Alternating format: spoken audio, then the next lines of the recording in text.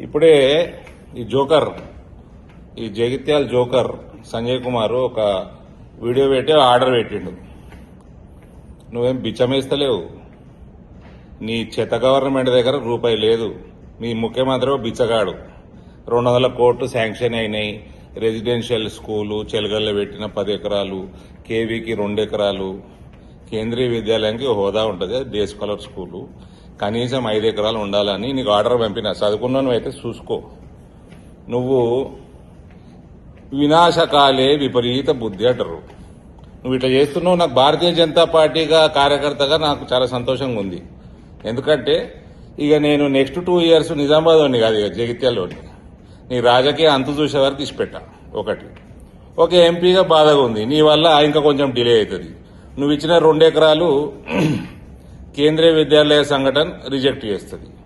ఇంకోటి ఏదో పనికిమాలిన ల్యాండ్ ఏదో ఐటీఐ దగ్గర అన్నామంట. నాకు మెసేజ్ పెట్టినావు కరీంనగర్ రోడ్డుకి ఇస్తాము అని.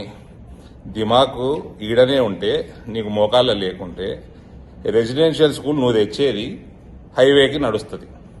ఆడ మీ ఐటీఐ దగ్గర ఎన్నో ప్రపోజ్ చేసినావంట.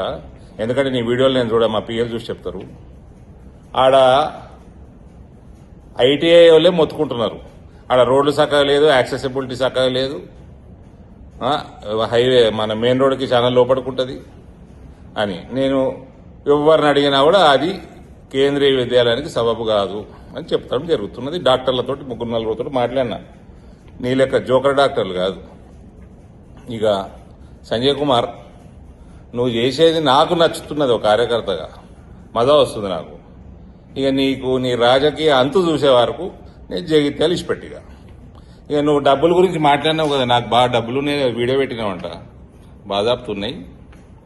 కోరుట్ల ఖర్చు పెట్టలేదు కావాలని. పార్లమెంట్లో ఏం చేసినా తెలుసు, కనుక్కో. ఎందుకు నీకు కూడా ఐడియా ఉండుంటుంది.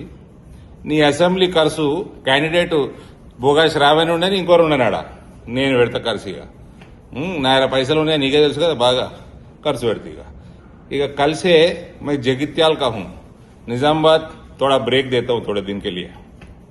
भारत माता की जय. I will see your political and, mister Sanjay Kumar.